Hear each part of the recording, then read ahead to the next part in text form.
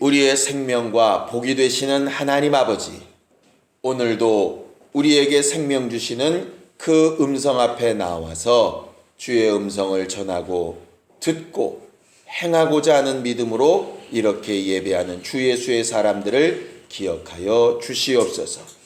우리의 믿음이 주를 뵙고 함께함에 부족함이 없게 하여 주시옵시고, 성령께서 우리 안에 함께 하시는 증거로 인하여 소망과 기쁨이 있는 예배가 되게 하여 주시옵소서.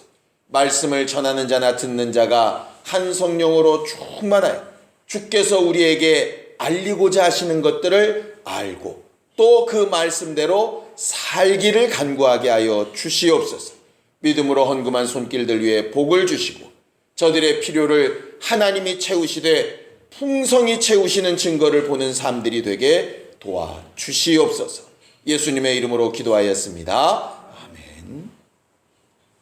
하나님의 말씀은 요한복음 11장 17절에서 27절까지 말씀을 함께 같이 합독하겠습니다. 요한복음 11장 17절에서 27절까지 말씀을 함께 같이 합독하겠습니다. 함께 읽습니다. 시작. 예수께서 와서 보시니 나사로가 무덤에 있은지 이미 나흘이라. 베다니는 예루살렘에서 가깝기가 한 오리쯤 되매 많은 유대인이 마르다와 마리아에게 그 오라비의 일로 위문하러 왔더니, 마르다는 예수 오신다는 말을 듣고 곧 나아가 맞되 마리아는 집에 앉았더라. 마르다가 예수께 여짜오되 주께서 여기 계셨다면 내 오라비가 죽지 아니하겠나이다. 그러나 나는 이제라도 주께서 무엇이든지 하나님께 구하시는 것을 하나님이 주실 줄을 아나이다. 예수께서 가라사대 내 오라비가 다시 살리라. 마르다가 가로되 마지막 날 부활에는 다시 살 줄을 내가 아나이다. 예수께서 가라사대 나는 부활이요 생명이니 나를 믿는 자는 죽어도 살겠고 무릇 살아서 나를 믿는 자는 영원히 죽지 아니하리니 이것을 내가 믿느냐. 가로되 주여 그러하외다. 주는 그리스도시요 세상에 오시는 하나님의 아들이신 줄 내가 믿나이다. 아멘. 우리 하나님은 생명을 주시는 하나님이시라고 성경은 말합니다. 우리가 지금까지 예수께서 자기 자신을 가르쳐서 선언하신 에고에이미, 나는 무엇이다 할 때에 첫 번째 두 가지가 나는 떡은 떡인데 생명의 떡이다. 나는 빛은 빛인데 생명의 빛이다. 이렇게 말씀하셨죠. 또 나는 양의 문인데 나를 통하여 들고 나가는 자들이 생명을 얻고 그 생명은 그저 하찮은 것이 아니라 풍성하고 넘치도록 주어지는 생명이다. 그렇게 말씀하셨어요. 그리고 선한 목자 되신 그분도 결국 목자가 양을 살리기 위해서 푸른 초장과 쉴만한 물가로 인도하듯이 선한 목자이신 그분도 우리를 생명으로 인도하시는 분으로 말씀하고 있습니다. 예수께서 결국 자기 자신에 대해서 선언하시는 모든 내용들이 다 어디에 이렇게 연결되어져 있느냐 하면 생명에 연결되어져 있어요. 그리고 우리가 익히 아는 바대로 우리가 믿고 신앙생활하는 것의 마지막 결국은 성경은 분명히 가르칩니다. 우리의 믿음의 결국은 영혼의 구원을 받는 것이다. 이렇게 성경은 분명히 말하고 있어요. 물론 이 땅에서 복을 받는 것도 신앙생활의 결과 맞습니다. 선하고 의롭게 사는 것도 분명히 신앙생활의 결과 맞습니다. 다른 이들 앞에 예수 이름을 증거하고 예수가 하신 일을 전하고 하는 그런 사명과 직분을 가지는 것, 그것도 물론 옳습니다. 그런데 그 믿음의 결국 맨 마지막은 결국 뭐냐 하면 영혼의 구원을 받기 위해서라 이렇게 되어 있습니다. 아무리 직분을 잘 감당하고 아무리 많은 봉사와 헌신을 했어도 영혼이 구원되지 못하면 믿음의 결국이 없는 거지. 성경은 그런 의미에서 복과 저주를 이렇게 구별하지 않습니까? 복은 제대로 된 결과를 얻는 것. 과정은 좀 어렵고 힘들고 아픈 것이 있고 부족한 것이 있어도 결과를 얻는 것.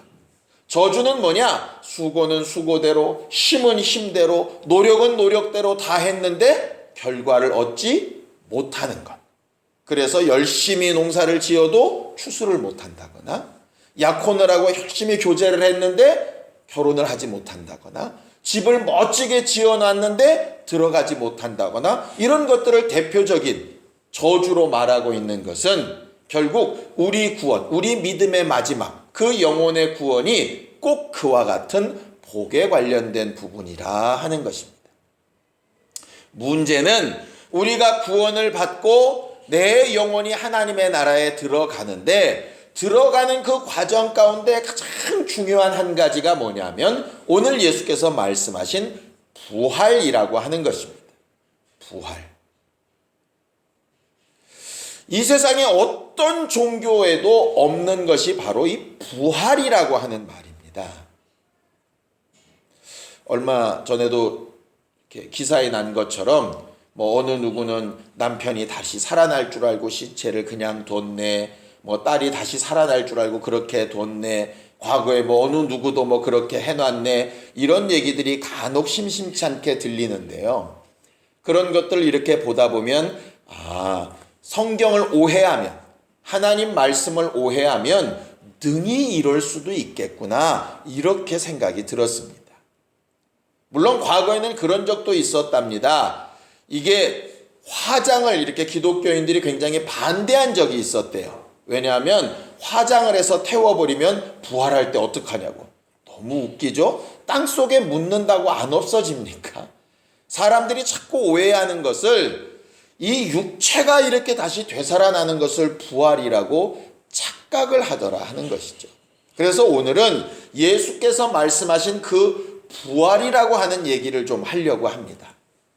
예수께서 부활이 얼마나 중요하면 내가 부활이다 이렇게 얘기하실 만큼 자기 자신을 가르치는 설명으로 부활이라는 말을 쓰셨어요. 부활은요, 분명히 죽은 자가 다시 사는 것이 맞기는 맞는데요, 그냥 죽었던 육체가 다시 깨나는 것을 부활이라고 말하지 않습니다. 그래서 성경을 자세히 읽어보면 오늘 우리가 읽은 이 본문에 나온 나사로라고 하는 사람, 마르다와 마리아의 오빠인 이 나사로로 가는 사람이 죽었다가 살아났죠. 또 우리가 다른 성경에도 보는 것처럼 야이로의 딸이랄도 살아나게 되고요. 어떤 나인성 과부의 아들도 살아난 적이 있습니다. 그런데 성경은 어떤 사람에게도 부활이라는 말을 쓰고 있지 않아요. 그냥 다시 살아났다라고 쓰고 있지 부활이라는 말을 쓰지 않습니다. 왜냐하면 부활은 죽은 몸이 다시 살아나는 것을 부활이라고 말하지 않기 때문에 그래요. 새로 나는 것입니다. 자, 성경을 좀 읽어보죠. 고린도전서 15장 50절부터 먼저 읽겠습니다. 함께 읽습니다. 고린도전서 15장 50절입니다. 함께 읽습니다. 시작. 형제들아, 내가 이것을 말하노니 혈과 육은 하나님 나라를 유업으로 받을 수 없고, 또한 썩은 것은 썩지 아니한 것을 유업으로 받지 못하느니라, 이렇게 되어 있습니다. 고린도전서 15장은 바울이 부활에 대해서 오해하고 있는 고린도 교회에 자세하게 부활에 대해서 설명하고 있는 것인데요, 바울이 정확하게 얘기하는 것은 이것입니다. 우리가 영혼의 구원을 받아서 하나님의 나라를 들어가야 되는데, 하나님의 나라에 들어가는 방법은 썩은 육체, 이 흙으로 된 육체를 가지고는 도저히 들어갈 수 없다. 그게 이제 오늘 결론이에요.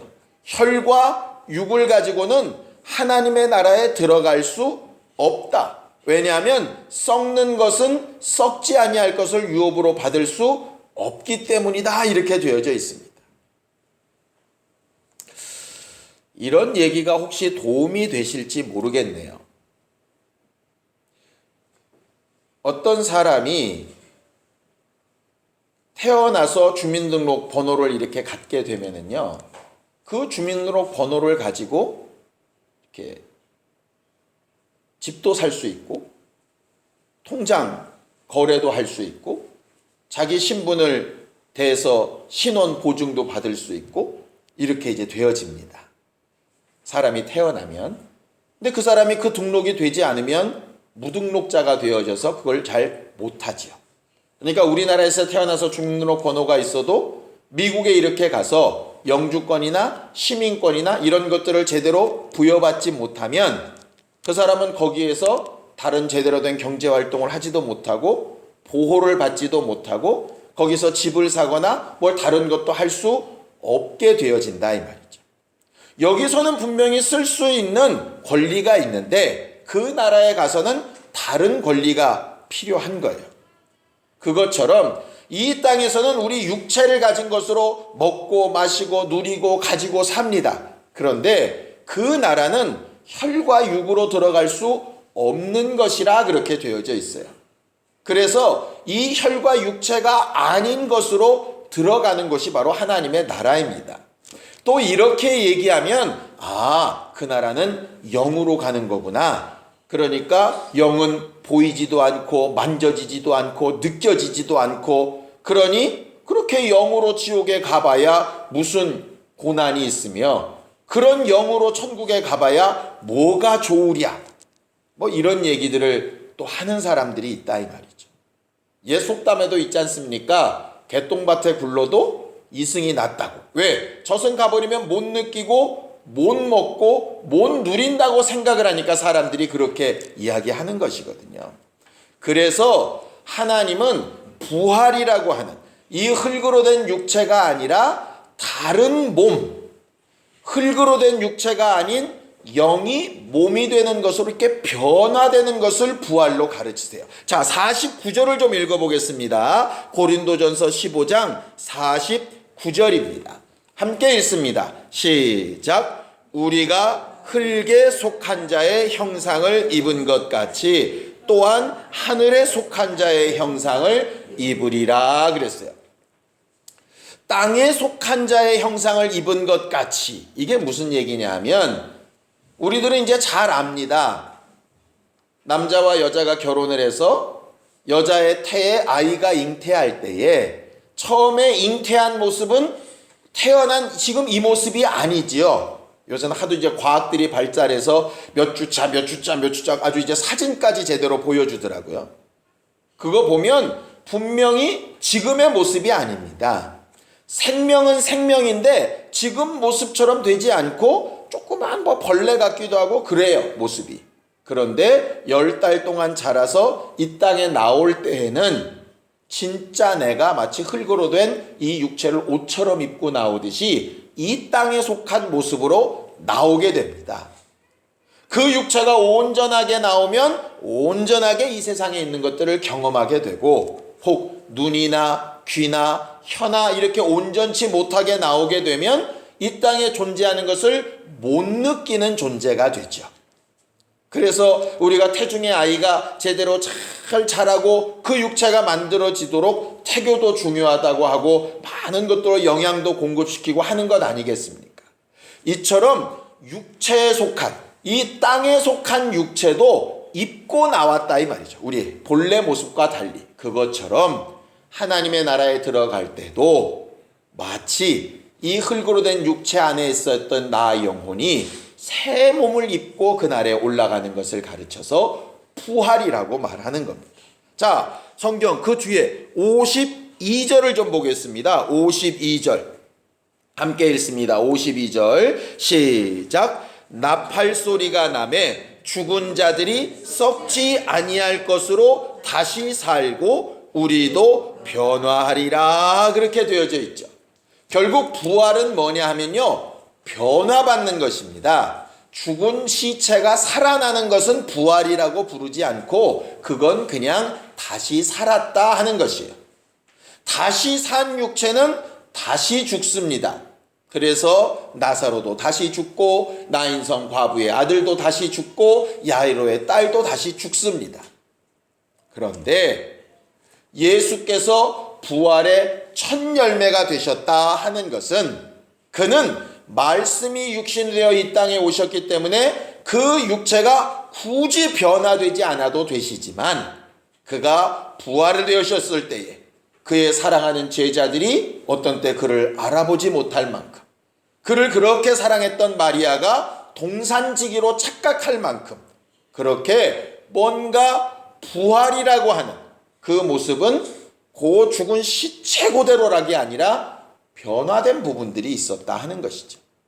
그래서 부활의 첫 열매를 예수 이전에 죽었다 살아난 많은 사람들이 있음에도 부활의 첫 열매는 과거에 죽었다 살아난 어떤 사람이 아니라 예수가 부활의 첫 열매다 그렇게 이야기하는 것입니다.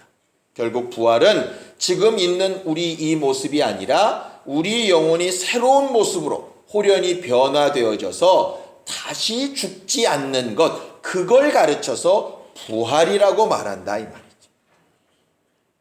이런 부활에 대한 지식이 우리만 있느냐? 과거에 이 예수님 시대 때에도 있었습니다. 그래서 그 부활을 믿는 사람들이 있고 안 믿는 사람들이 있었어요. 대표적으로 바리새인들, 제사장들, 서기관들 이런 사람들은 다 영도 믿고 천사도 믿고 부활도 믿었던 사람들입니다. 그런데 사두개인이라고 하는 사람들은 하나님을 섬기고 또 하나님 앞에 헌신되고 봉사하고 또 이 세상에서 가진 재물이나 지위가 많아서 굉장히 뛰어난 리더들이긴 하지만 그들은 영적 존재는 믿지 않았어요. 하나님은 섬기는데 부활은 안 믿는 사람들도 있었다 이 말이죠. 마치 요즘 하나님을 믿는 사람들 중에도 부활을 믿고 소망하는 사람도 있고 아닌 사람도 있는 것처럼, 그래서 정말 기독교를 그냥 종교처럼 이 땅에 사는 동안에 하나님도 섬기고 착하게 살고 의롭게 되어지고 하는 것을 목적으로 두는 사람들이 있듯이 그 당시에도 그랬다 이 말이죠. 그런데 그런 자들을 향하여서 예수께서 뭐라고 얘기하시냐? 부활은 있다 이렇게 이야기하시는 거예요. 제대로 된 믿음은 부활을 사모하는 믿음이다 이렇게 이야기하시는 거예요. 과거의 아브라함도 그 부활을 사모하다가 죽고 모세도 그 부활을 사모하고 죽고 다윗도 너희 믿음의 조상들이 다 그렇게 부활을 사모하며 죽었다. 결과적으로 죽은 시체가 살아나는 것이 아니라 다시 변화되어 하나님 앞에 영에 속한 몸으로 사는 그 부활을 꿈꾸며 사는 것이 너희 믿음이다. 이렇게 분명히 가르치신 것이 바로 예수시라 이 말이죠. 그리고 그 부활이 있는지 없는지 도무지 사람들이 알지 못할 때 내가 부활했다는 것으로 가르쳐 보이신 분이 바로 예수십니다. 오늘 성경 본문은 무슨 얘기를 하고 있느냐면요, 이런 말을 하고 있습니다. 마르다와 마리아의 오빠인 나사로가 많이 앓다가 죽게 되어졌습니다. 사람들은 나사로가 죽었다 그래서 많이 슬퍼하고 웁니다. 죽은 지 이미 나흘이나 돼서 썩은 냄새가 나는 상황입니다. 그 나사로가 죽기 전에 마르다와 마리아는 예수께서 오시면 얼마든지 예수께서 그 병을 고쳐주실 걸로 믿고 빨리 와서 좀 고쳐달라고 얘기를 했는데 예수는 이는 죽을 병이 아니다, 하나님의 영광을 위한 것이다, 이렇게 알듯 말듯한 소리를 하시더니 나사로가 죽었다는 소식이 들리니까 비로소 그때야 나사로를 깨우러 간다고. 그러니까 제자들은 막 고민하는 겁니다. 이게 도대체 나사로가 죽었는데 깨우러 간다는 건 뭐고, 분명히 죽을 병이 아니라 그랬는데 죽는 건 또 뭐고, 막 고민이 심각하게 되는 거죠. 결국 예수께서 그 동네에 이르렀을 때 마르다가 막 쫓아가서 예수께 나와 울면서 얘기합니다. 예수님만 여기서 계셨다면 내 오빠가 죽지 않았을 텐데 예수께서 계시지 않아서 죽었습니다. 이렇게 말하는 겁니다. 거기까지만 보면 마르다 믿음도 거기까지구나 이렇게 생각할 수 있어요. 마치 우리가 하나님 기도하면 들어주실 줄 알았더니 안 들어주셨어요 이렇게 원망하듯이 그 정도구나 이렇게 생각할 수 있는데 성경은 그 다음에 마르다의 정말 믿음의 고백을 이야기하죠. 자, 성경을 한번 읽어보겠습니다. 22절입니다. 요한복음 11장 22절 함께 읽습니다. 시작. 그러나 나는 이제라도 주께서 무엇이든지 하나님께 구하시는 것을 하나님이 주실 줄을 아나이다 그랬어요. 엄청난 고백 아닙니까? 예수님이 안 계셔서 우리 오빠가 죽었습니다. 이미 나흘이나 돼서 썩은 냄새가 납니다. 그런데 정말 지금이라도 예수께서 기도해 주시면 하나님이 얼마든지 좋은 것으로 주실 줄 제가 압니다. 정말 대단한 믿음 아니에요? 이런 고백을 우리도 정말 할 수 있었으면 좋겠습니다. 그래서 예수께서 너무 기쁘시니까 거기에 얘기하십니다. 네 오빠 산다. 그렇게 얘기하는 것이죠. 네 오빠 산다. 그랬더니 마르다가 아주 똑똑한 체 하면서 고백을 합니다. 맞습니다, 주님. 마지막 날에 부활할 줄로 믿습니다. 이렇게 이야기하는 거예요. 대단한 믿음이죠. 결과적으로 마르다는 부활에 대해서 어떻게 알고 있느냐 하면 죽은 시체가 살아난다고 믿는 게 아니고 마지막 날에 변화되는 부활이 있다는 것을 이미 알고 있어요. 그런 걸 보면 정말 마르다는 어찌 보면 신약보다는 이 당시는 예수 죽기 이전이니까 구약에 속한 사람인데도 현재를 사는 우리보다 부활에 대해서 확실하게 알고 있는 사람이에요. 근데 문제는 이것입니다. 예수는 지금 네 오라비가 부활하리라 이렇게 말씀하신 게 아니고 네 오빠가 다시 산다 하신 것이에요. 마르다는 부활은 믿습니다. 언젠가 되어진 멀리 있는 부활은 믿습니다. 근데 뭔 안 믿느냐? 지금 살아난다는 건 못 믿어요. 마르다가 굉장히 믿음이 좋은 것 같습니다. 예수님이 안 계셔서 오빠가 죽었습니다. 그러나 지금이라도 하나님 앞에 구하면 무엇이든지 해줄 줄 믿습니다. 엄청난 고백이죠. 마지막 날 부활로 살아날 줄 믿습니다. 대단한 고백이죠. 그런데 뭐는 안 믿느냐? 지금 살아날 것은 안 믿어요. 예를 들면 이런 겁니다. 하나님, 정말 하나님께서 내 영혼 구원하신 건 믿습니다. 마지막 날 내가 주의 나라에 들어갈 줄도 믿습니다. 그런데 요 일은 못 도우실 것 같아요. 이거하고 똑같은 겁니다. 안 보이는 것 믿습니다. 앞으로 있을 일 막연한 기대도 믿습니다. 그런데 당장 돼야 될 일에는 믿음을 못 사용하고 있는 거죠. 예수께서 얘기하십니다. 나는 부활이다. 이렇게만 하시면 되잖아요. 제가 성경을 읽으면서 저도 늘 했던 대로 나는 부활이요 생명이니 나는 부활이요 생명이니 그렇게 들었어요. 그런데 생각해 보니까 나는 부활이다. 이러만 해도 완전한데 거기에 부활이요 생명이다. 그럼 부활 따로 생명 따로란 얘기인가? 이런 생각이 들잖아요. 부활이면서 생명이다. 뭐 이 얘기인지. 그래 놓고 성경을 가만히 봤더니 예수님께서 지금 뭐를 강조하시냐면 맞다. 마르다 네가 고백하는 대로 마지막 날 부활하게 할 부활의 주인인 나 맞다. 그런데 나는 마지막 날에만 살리는 부활의 주인이 아니라 지금도 살리는 생명이다. 여기에 하나님의 관심이 있으시다 이 말이에요. 그래서 답답하신 거예요. 이걸 좀 믿으라고 하시는 것인데 네 머릿속에 있는 것 말고 실생활에서 역사하신 하나님의 생명을 좀 믿으라는 것인데 사람들은 그걸 잘 못 믿는 것이죠. 이렇게 설명하시고 마리아에게 또 설명하시고 그 다음에 어디다 두었느냐고 또 물으시고 하시는데도 사람들은 계속 얘기합니다. 죽은 지 나흘이나 됐습니다. 무덤에 들어갔습니다. 메어놨습니다. 안 됩니다. 그들이 믿음 없었던 사람 아닙니다. 예수가 주는 그리스도시요 살아계신 하나님의 아들이라고 고백한 사람이었고요. 마지막 날에 부활될 것을 믿는 사람이었고요. 예수가 기도하시면 된다고 믿음을 고백했던 사람들입니다. 우리 같은 사람들이라 이 말이에요. 그런데 예수께서 민망하시고 답답하시고 속상하시는 이유는 뭐냐 하면 나는 미래에 있을 부활, 또 보이지 않는 영혼을 구원한 그 부활도 되지만 지금 살리는 능력, 생명도 된다는 거예요.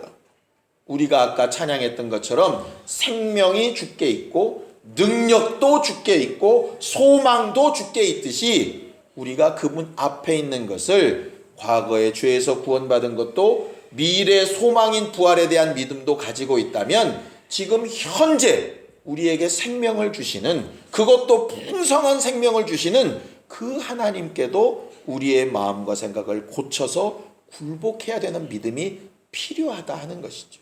그런데 사람들은 나름 믿음 있다고는 고백을 하는데 그걸 현실에 적용하기는 어렵게 생각한다 하는 말입니다. 내 영혼의 구원은 믿고 있는데 내 삶의 습관을 고쳐주실 분으로는 안 믿어지는 거예요. 영원한 하나님의 나라는 예비하시는 분으로 믿는데 내 삶을 바꿔주실 분으로는 안 믿어지는 거예요.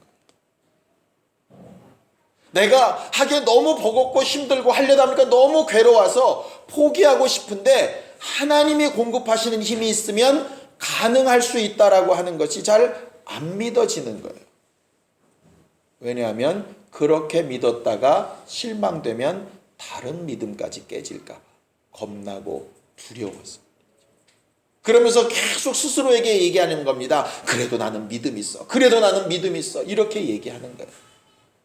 지금 마르다와 마리아는 어떤 상태냐면요, 예수가 오셨는데도 하소연하고 울고 불고 괴로워하고 낙심하고 실망하고 저 바닥까지 내려가 있습니다. 그런데 말은 뭐라고 얘기하느냐? 계속 나름 믿음 있다고 고백하는 거예요. 잘하는 일입니다. 불평불만만 잔뜩 한다고 무슨 능력이 되겠어요? 그런데 예수는 마음은 여전히 힘든데 말만 믿음 있다고 얘기하는 걸 지금 요구하시는 것이 아니라 그 말로 하는 믿음의 현실의 삶까지를 이렇게 일치시키는 그 믿음을 요구하고 계시거든요.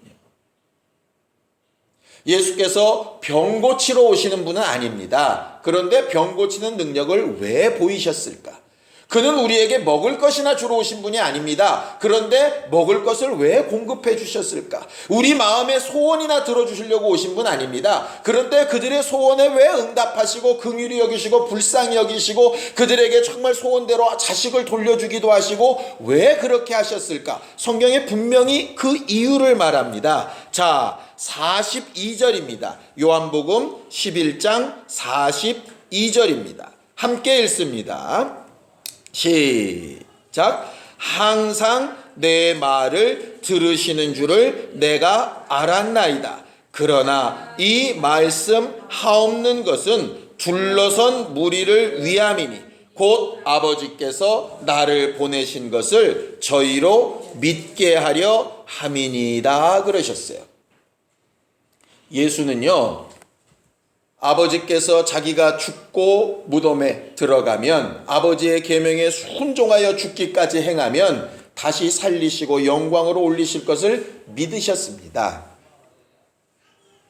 그럼에도 불구하고 그는 제자들 앞에 기도하시고 그럼에도 불구하고 제자들 앞에 자기가 행하고 있는 것이 하나님의 것이라는 증거를 계속해서 보이셨어요. 왜냐하면 자기만 믿고 끝나는 것이 아니라 다른 이들에게 정말 보이지 않는 그 나라에 대한 일이 실존이라는 것을 나타내 보이려고.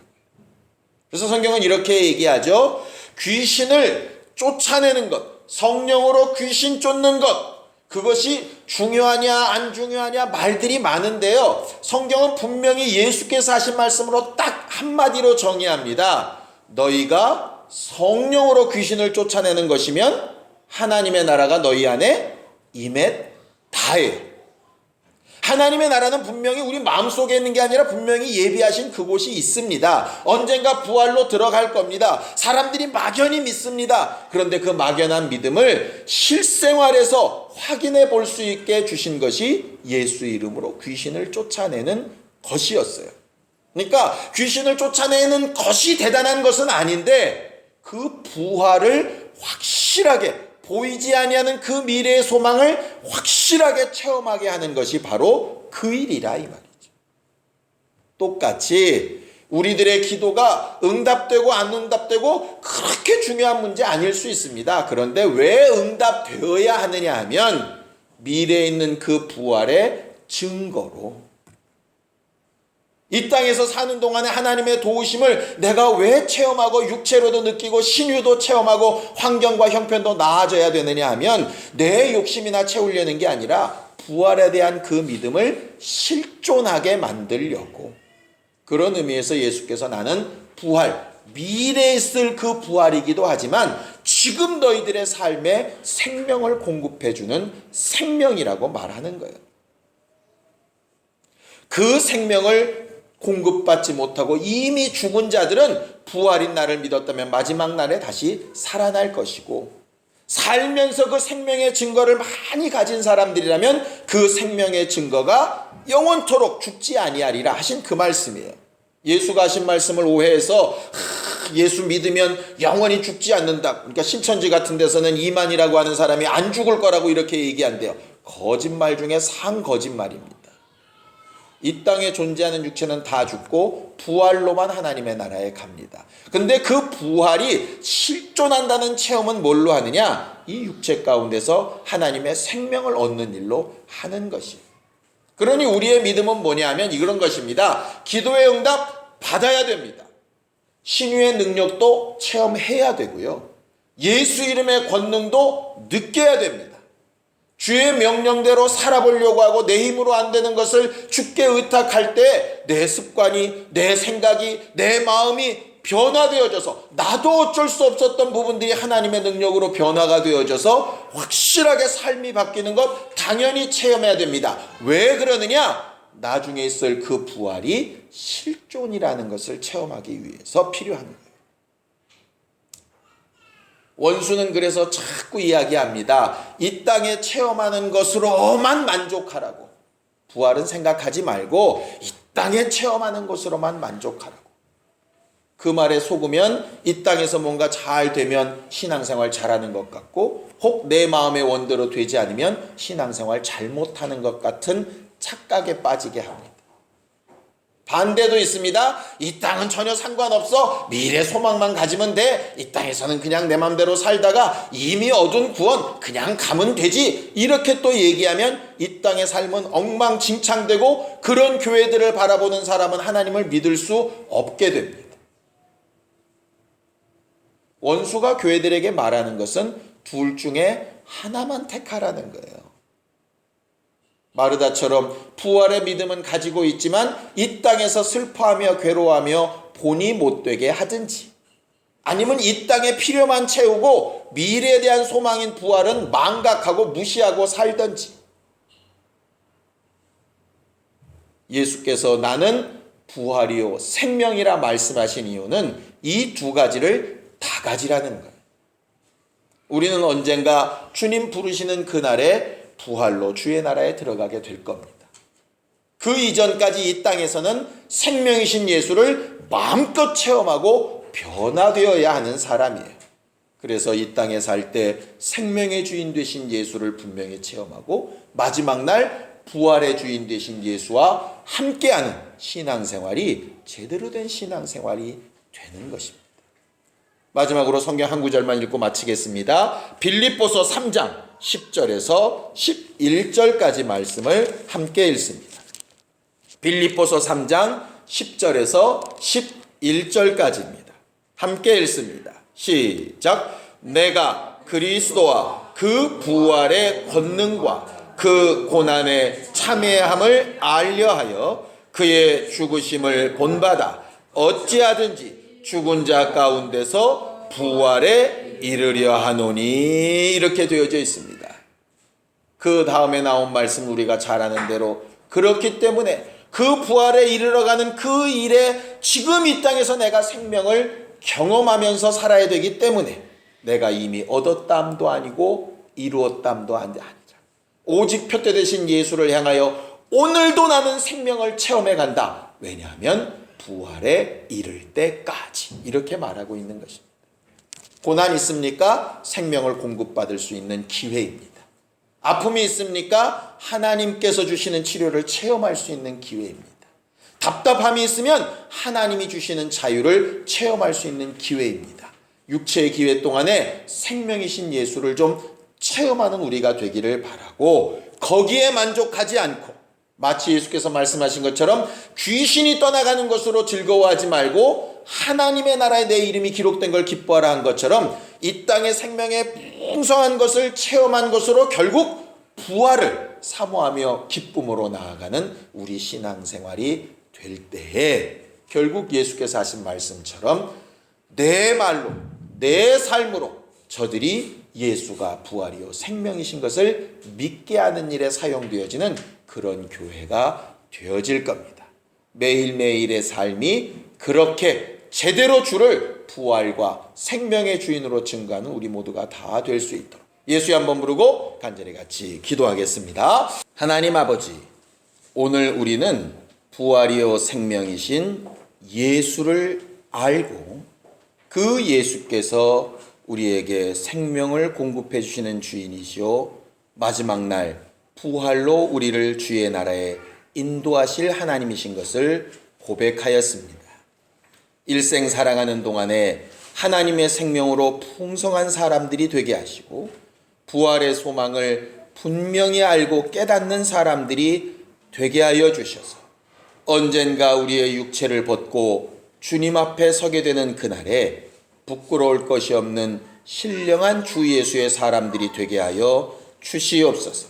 이 땅에 살아가는 동안에 부활의 소망을 증거할 수 있는 체험과 능력들로 충만케 되게 하여 주시옵시고 일생 동안 주께 기도하며 간구하는 마음의 소원들과 환경과 형편들을 통하여 하나님 살아계신 것과 우리의 소망이 부활에 있는 것을 제대로 고백하며 살 수 있는 우리 교회가 되게 도와주시옵소서. 예수님의 이름으로 기도하였습니다. 아멘. 이제는 우리 주 예수 그리스도의 은혜와 하나님 아버지의 극진하신 사랑과 성령님의 감동하시고 역사하시는 분명한 증거가 부활이요 생명 되신 예수를 이 땅에서도 주님의 나라에 갈 때에도 체험하기를 간절히 사모하는 모든 주 예수의 사람들 위해 이제로부터 영원까지 함께 있을지어다. 아멘.